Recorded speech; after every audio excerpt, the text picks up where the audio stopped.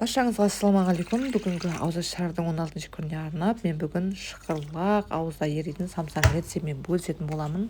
Арнамнан алыстамай, видеомды соңына дейін көрсеңіздер.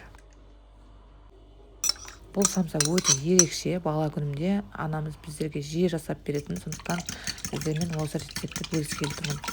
Енді ыдысымызға суымызды, тұзымызды, жұмыртқамызды, аздап сары майымызды салып, ұн салып, өте қатты емес қамыр илеп аламыз. Және достар, менің арнама тіркеліп, лайк басып, комментарий қалдырып кетсеңіздер, сіздердің қолдауларыңыз мен үшін өте маңызды. Қамырымызды илеп алдық, енді бетін жауып, бір сәтте тұндырып қоямыз. Қамырын илеп алдық, енді біздер ішіне салатын салмасын дайындаймыз.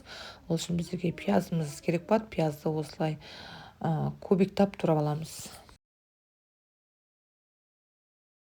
Бұл самса өте ерекше. Енді майға қуырылғаннан кейін одан да шықырлақ болып, бір сөзбен айтқанда ауызда еритін самсалардың бірі. Ауызашар немесе сәрлікке жасап жесеңіздер, өте тойымды болады. Енді қызып тұрған майымызды, пиязымызды қуырып алатын боламыз.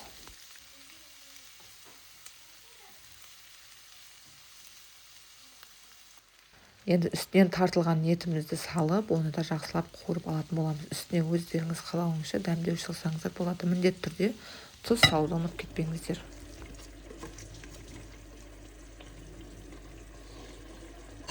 Енді үстіне картоп пюресін салдым. Қалауыңызша салсаңыз да, салмасаңыз да болады. Енді мен үйде кешегі вареникеден қалған картоп бар екен, осы пюресі, соны қосып жібердім.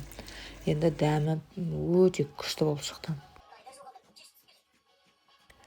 Енді қамырымызды жұқартып бастаймыз.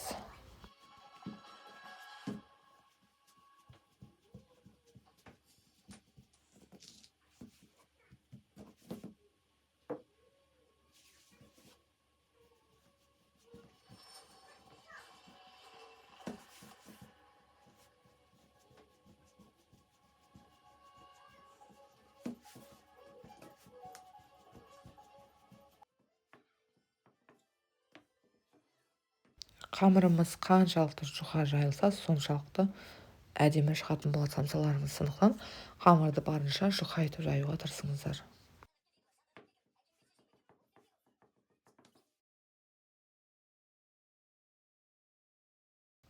Енді бірінші жайған қамырымызды әзірге орап жинап қоя тұрамыз. Екінші қамырымызды жайып бастаймыз. Екінші қамырымызды жайып алдым. Енді біздерге маргарин немесе сары май қажет болады үстіне жағуға. Бұл жерде мен маргарин қолдандым. Маргаринді еткенде астындағы суы шығады. Сол кезде суын қалдырып, тек қана үстіндегі осындай қалқып тұрған майын қолданамыз.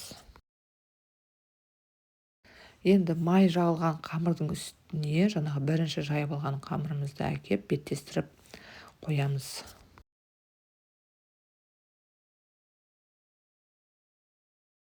Енді жаңағы қойып алған қамырдың да үстіне жаңағы қалған сары майдан да жағамыз. Енді дайын болған қамырымызды осы рулет секілді етіп ораймыз.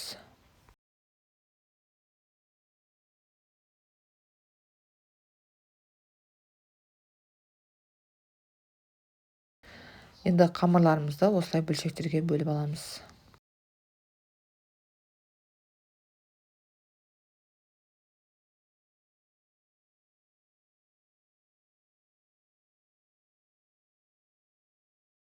Енді дайын қамырларымызбен жұмыс жасаймыз.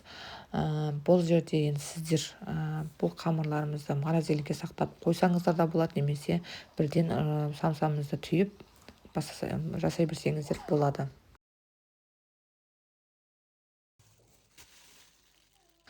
Енді самсаларымызды жайып бастаймыз.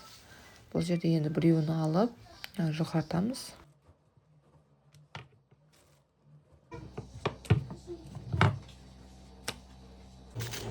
Енді келесісінде дәл осылай етіп жұқартып жайып ала береміз. Енді бүкіл қамырымызды осылай жұқартамыз.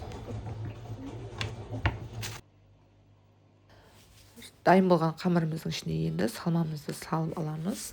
соң барып екі шетін қаттырақ етіп жабыстырып, өзіңізде вилка болса немесе арнайы кесетін болса сонымен де кесіп алсаңыздар болады.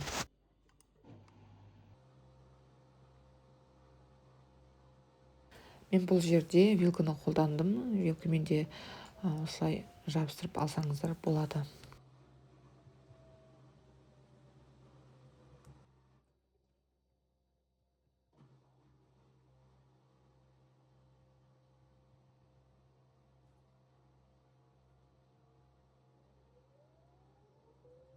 Енді бауырсақ пісіретін ыдысымызға сұйық майымызды құйып дайындап аламыз. Міндетті түрде алдын ала қыздырып қойыңыздар.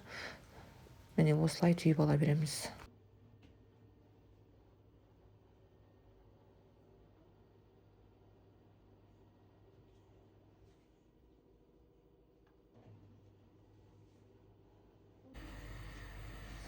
Біздердің майымыз қызып тұр, енді біртіндеп салып қуырып ала береміз.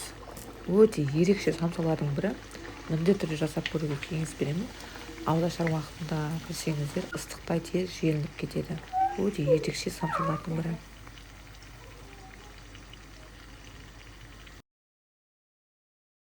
Енді осылай қызартып пісіріп ала береміз. Міндетті түрде майларыңыз қызып тұрсын. Қызбаған майға салсаңыздар, бұл қазан қарап пісетін болады.